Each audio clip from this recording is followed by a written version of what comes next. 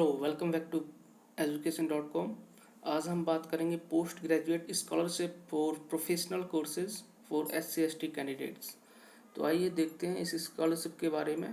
Complete detail लेंगे, क्या eligibility होती है, कौन प्रोवाइड करता है, कितना अमाउंट मिलता है, क्या प्रोसीजर होता है अप्लाई करने का, सारी डिटेल हम इस वीडियो में कवर करेंगे। तो सबसे पहले इंट्रोडक्शन की बात करें तो इंट्रोडक्शन में ये स्कीम जो है वो ऐसे कैंडिडेट्स को दी जाती है जिनका social background from deprived sections of society. So the purpose of the scholarship is to provide them opportunity to undertake post graduate level studies in professional subjects like engineering, technology, management and pharmacy।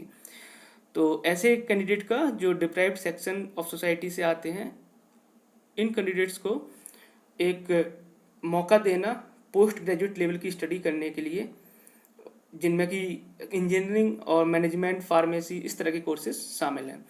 तो सबसे पहले हम objective की बात करेंगे। तो इसका जो ऑब्जेक्टिव है वो है 1000 SC और ST कैंडिडेट्स को फाइनेंशियल असिस्टेंस प्रोवाइड करना at the level of post graduation in professional subjects.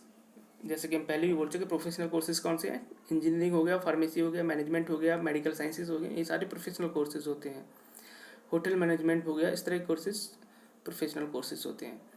तो ये ऑब्जेक्टिव था। अब बात करते हैं कि प्रोफेशनल कोर्सेज होते क्या है। अगर under the government rules professional courses कौन कौन से होंगे, तो सब यहाँ पर एक लिस्ट में लेकर आया हूँ, जिसमें आप देख सकते हैं मेडिकल काउंसिल ऑफ इंडिया के द्वारा जो कोर्सेज अप्रूव्ड होते हैं, डेंटल काउंसिल ऑफ इंडिया के द्वारा जो कोर्सेज अप्रूव्ड होते हैं, इसी तरह से pharmacy council of India, rehabilitation council of India, NCTIS, NCT bar council of India.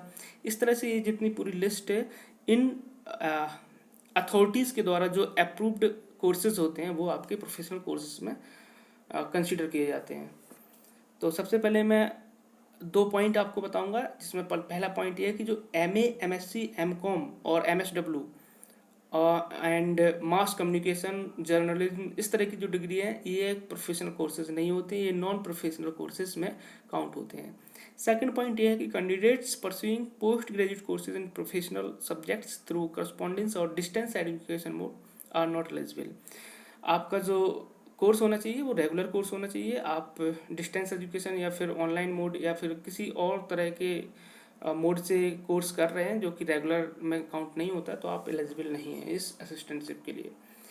अब हम बात करेंगे एलिजिबिलिटी की। तो एलिजिबिलिटी में हम देखेंगे सबसे पहली एलिजिबिलिटी यही है कि आपका जो कैटेगरी है वो SC और ST होना चाहिए, या तो SC कैटेगरी से बिलोंग करते हैं या फिर ST कैटेगरी से। एंड सेकंड एलिजिबिलिटी ये है कि the candidate should have taken the admission in the first year of regular professional PG courses in the eligible institution और यूनिवर्सिटीज़। तो सेकंड कंडीशन क्या है कि आपका जो है पोस्ट ग्रेजुएशन डिग्री के आपके पहली साल में एडमिशन लिया हो आपने। ऐसा नहीं है कि आप सेकेंड ईयर में पढ़ रहे हैं और फिर इस स्कॉलरशिप के लिए अप्लाई करें, तो आप अप्लाई नहीं कर सकते हैं। जब आप फर्स्ट ईयर में एडमिशन लिए उसी टाइम पे आपको इस स्कॉलरशिप के लिए अप्लाई करना होगा।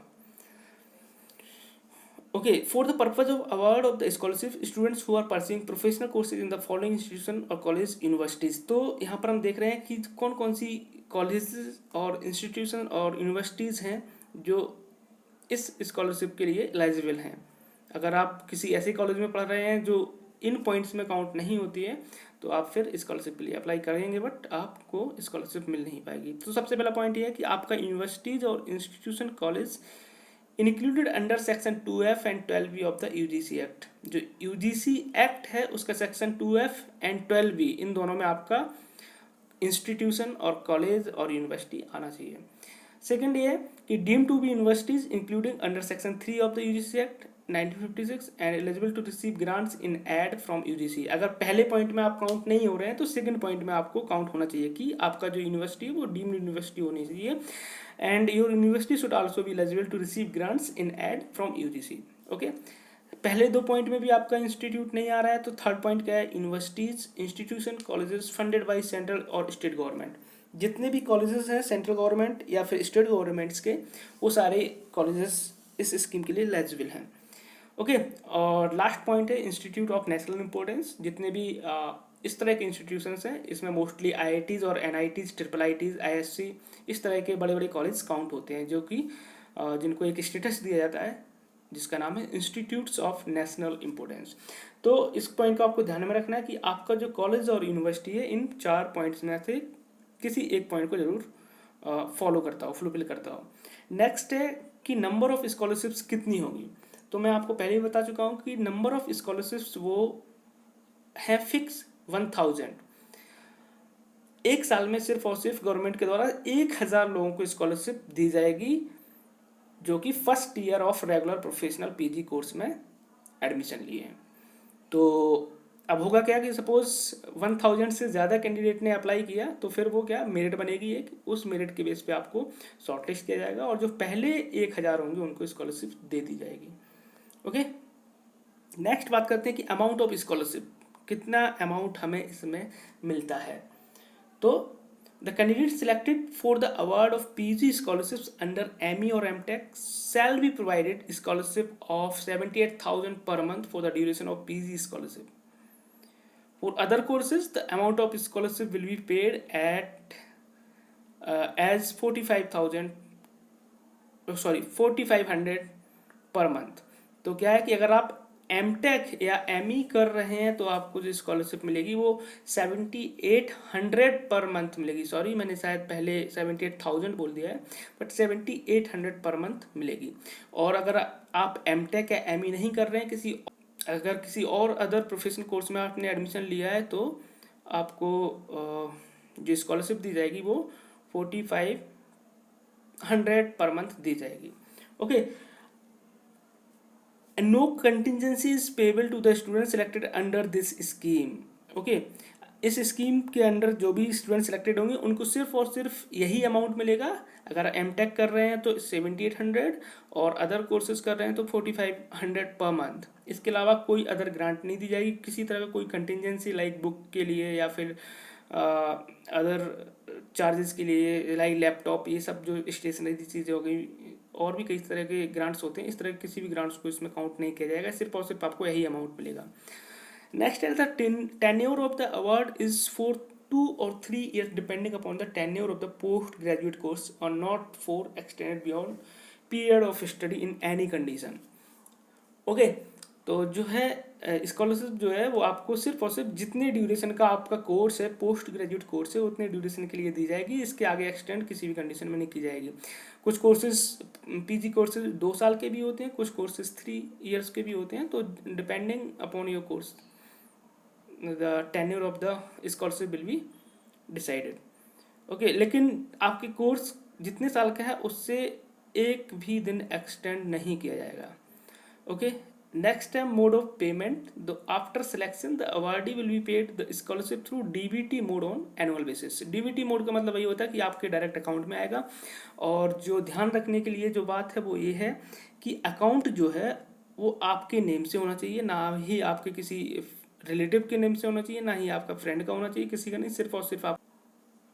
अदरवाइज आपको अकाउंट अपडेट अपने नेम से ही करवाना होगा। Okay, the scholarship shall be payable to the awardee from the date of joining the postgraduate first year course during the selection year. Okay, तो कब से शुरू हो जाएगी स्कॉलरशिप? जिस डेट से आपने अपना PG कोर्स में एडमिशन लिया हो। Okay, the university institute college should verify the application of the candidates with regard to the professional courses as provided in the guidelines. होगा क्या कि आप जब एप्लीकेशन आप फिल करेंगे इस स्कॉलरशिप का, तो जो आपका एप्लीकेशन होगा वो आपके कॉलेज या यूनिवर्सिटी के द्वारा वेरीफाई किया जाएगा। प्रोसीजर क्या है इसके बारे में बात करते हैं हम। तो प्रोसीजर में सबसे पहले क्या है कि आपको सारी कंडीशन फुलफिल करनी चाहिए, और फुलफिल करने के बाद जब स्कॉलरशिप का फॉर्म आपका नेशनल स्कॉलरशिप पोर्टल पर अवेलेबल होता है और अवेलेबल होगा, तब आपको UGC के द्वारा भी नोटिस दे दिया जाएगा और आप डायरेक्ट नेशनल स्कॉलरशिप पोर्टल पर विजिट करके भी एक बार चेक कर सकते हैं। इसके साथ साथ कई सारे लीडिंग न्यूज़पेपर्स और एम्प्लॉयमेंट न्यूज़ में भी आपको ये सारी चीज़ें इस स्कॉलरशिप के बारे में इंफॉर्मेशन दे दी जाती है, नोटिस आ जाता है। ओके, नोटिफिकेशन आ जाता है, इसके बाद आप अप्लाई कर सकते हैं। तो अप्लाई करने में कुछ नहीं है, जब और मोस्टली जो ये स्कॉलरशिप का फॉर्म अवेलेबल होता है वो आपका सितंबर टू अक्टूबर नवंबर, इस तरह से आपका सितंबर अक्टूबर नवंबर इस तरह से आपका अवेलेबल रहता है। अभी अगर इस ईयर की हम बात करें, सेशन 2021 एंड 22, इस सेशन की बात करें तो इस सेशन का जो आपका अप्लाई करने की लास्ट डेट है वो 30 नवंबर है। तो आप लोग अप्लाई कर सकते हैं अभी। अभी आज डेट है 23 सितंबर, तो आपके पास ऑलमोस्ट 2 मंथ्स से भी ज़्यादा टाइम है, तो आप लोग अप्लाई कर सकते हैं। The host institutions where the candidate is studying is required to verify the online application. ये मैं आपको पहले ही बता चुका हूँ। ये तो आपका फ्रेश एप्लीकेशन अप्लाई करने के लिए आपका प्रोसीजर होगा कि आपको NSP means national scholarship portal पर विजिट करना होगा, वहाँ पर आपका रजिस्ट्रेशन करना होगा और सारी डिटेल फिल करनी होगी। उसके बाद एक आपको अपने कॉलेज के द्वारा उस एप्लीकेशन को वेरीफाई करवाना होगा। उसके बाद फर्दर प्रोसेस जो है वो आपका नेशनल स्कॉलरशिप पोर्टल संभाल लेगा। ओके, तो रिन्यू कैसे करते हैं? रिन्यू कब करेंगे? सपोज आप एमटेक कर रहे हैं और सेकंड ईयर में आप पहुंच गए हैं, तो फर्स्ट ईयर की स्कॉलरशिप आपको मिल गई है, लेकिन सेकंड ईयर की कैसे मिलेगी? तो रिन्यू करना पड़ेगा इसके लिए आपको स्कॉलरशिप अपना फॉर्म। तो रिन्यू करने के लिए कुछ नहीं है। Scholarship granted under the scheme will be kept renewed during the period of first year postgraduate course subject to good conduct and maintenance of the prescribed attendance। तो कुछ कंडीशंस हैं जो आपको फुलफिल करनी होगी रिन्यू करवाने के लिए। तो उसमें सबसे पहली कंडीशन है कि आपका जो कंडक्ट है मींस आपका बिहेवियर है कॉलेज में अच्छा होना चाहिए, और अटेंडेंस भी आपकी एक जो मेंटेन मींस जो एक लिमिट होती है लाइक 75% मोस्टली कॉलेजेस में होती है, उससे ज़्यादा आपकी अटेंडेंस होनी चाहिए। थर्ड पॉइंट है student failing to get promoted to the next class और level would forfeit the scholarship. अगली कंडीशन ये है कि अगर आप सपोज बैक ले लेते हैं किसी सब्जेक्ट में या फिर नेक्स्ट क्लास में प्रमोट नहीं हो पाते हैं किसी तरह से, तो आपकी स्कॉलरशिप कैंसिल कर दी जाएगी। Third is change in course of study will not be permitted. अगर आप एमटेक में एडमिशन लिए हैं, किसी कोर्स में एडमिशन लिए हैं, like MTech in computer science लिया है और फिर आप अगले साल में चेंज करना चाह रहे हैं कि हम एमटेक करें मैथमेटिक्स में या फिर कुछ अदर प्रोफेशनल कोर्स में पोस्ट ग्रेजुएशन करना चाहते हैं, तो आपको स्कॉलरशिप नहीं दी जाएगी इस कंडीशन में। Okay, scheme will be implemented and monitored by the UGC। ये तो आपको मैंने बता ही दिया कि ये जो स्कॉलरशिप है वो आपको किसके द्वारा, UGC के द्वारा, यूनिवर्सिटी ग्रांट कमीशन के द्वारा दी जाती है और मॉनिटर की जाती है। The awardees of previous years will continue to follow the UGC patterns of assistance through the designated bank branches of the Canara bank. ये आपके बैंक के बारे में बोला गया है कि यहाँ से आपको हेल्प मिलती रहेगी। कौन कौन सी कंडीशंस हैं जिसमें आपकी स्कॉलरशिप को खत्म किया जा सकता है? तो स्कॉलरशिप ऑफ स्टूडेंट्स में be cancelled in any of the following cases. पहला केस क्या है? Failure of the awardee to pass the first year of post graduate course in first division of equivalent CGPA score. तो क्या है, अगर आपको first division और equivalent CGPA, first division क्या होता है 60% से अबव होना चाहिए, इसके इक्विवेलेंट जो भी CGPA आपके कॉलेज में बनेगा, अगर वो अचीव नहीं कर पाते हैं आप, तो आपकी स्कॉलरशिप रद्द कर दी जाएगी। Okay, next is discontinuation of studies due to personal reasons. अगर आप स्टडी छोड़ देते हैं किसी भी कारण से, आप बीमार हो जाते हैं या फिर कोई और भी इशू होता है आपका पर्सनल, अगर आपने डिसकंटिन्यू कर दिया कोर्स, तो आपकी स्कॉलरशिप भी खत्म कर दी जाएगी। And third is candidate is later found ineligible on account of false information provided in the application form और इनकरेक्ट बैंक डिटेल्स। देखो ये पॉइंट सबसे इंपॉर्टेंट है कि आप जब फॉर्म फिल कर रहे हैं, जब अप्लाई कर रहे हैं, तो आपको जो भी इन्फॉर्मेशन है वो एकदम करेक्ट होनी चाहिए, ट्रू होनी चाहिए। अगर आप बाद में इस तरह से किसी भी तरह की आपकी इन्फॉर्मेशन गलत निकलती है, तो आपकी पूरी स्कॉलरशिप कैंसिल कर दी जाएगी। यहाँ तक कि आपकी बैंक डिटेल्स भी जो है वो आपको ध्यान से फिल करनी है। अगर बैंक डिटेल्स भी गलत होती हैं तो आपको कैंसिल हो जाएगी स्कॉलरशिप। नेक्स्ट है कुछ फ्रिक्वेंटली आस्क्ड क्वेश्चंस। तो उसमें सबसे पहले क्वेश्चन है ये, और all candidates pursuing post graduate course in Indian universities colleges institution are eligible for this award. So answer है no, this scheme is meant only for SC/ST students. General category और OBC category candidates are not eligible to apply under the scheme. Okay, तो सिर्फ और सिर्फ SC/ST candidates के लिए, बाकी candidates apply नहीं कर सकते हैं। Are students belonging to SC/ST category who are pursuing post graduation through correspondence distance mode eligible for award? ये दोनों पॉइंट्स मैं आपको पहले ही समझा चुका हूँ कि सिर्फ और सिर्फ रेगुलर कोर्स के स्टूडेंट्स ही एलिजिबल होंगे इसके स्कॉलरशिप के लिए। बाकी आप करस्पॉन्डेंस से कर रहे हैं, डिस्टेंस मोड से कर रहे हैं या ऑनलाइन मोड से कर रहे हैं तो भी आप इस स्कॉलरशिप के लिए एलिजिबल नहीं है। तो ये कुछ आपके फ्रिक्वेंटली आस्क्ड क्वेश्चंस हैं। नेक्स्ट है, are awardee selected under this scheme eligible to draw contingency and HRA? No, मैं आपको पहले ही बता चुका हूँ, कोई भी कंटिजेंसी फंड या फिर एचआरए नहीं मिलेगा, सिर्फ और सिर्फ जो आपको स्कॉलरशिप अमाउंट मिलता है पर मंथ वही मिलेगा। Are students of eligible category who are pursuing post graduation and are in the second year of study eligible to apply under the scheme? ये भी मैं आपसे डिस्कस कर चुका हूँ कि आप सिर्फ और सिर्फ फर्स्ट ईयर में अप्लाई कर सकते हैं, सेकंड ईयर में हैं और आप सोच रहे हैं कि इस ईयर से शुरू करें स्कॉलरशिप, तो नहीं हो पाएगी, सिर्फ रिन्यू होगी अगर आपने फर्स्ट ईयर में अप्लाई की है तो। ओके, तो ये था हमारा SC ST स्कॉलरशिप के बारे में, जो कि आपको post graduate level professional courses के लिए दिया जाता है।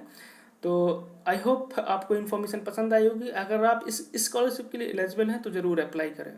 Thank you so much.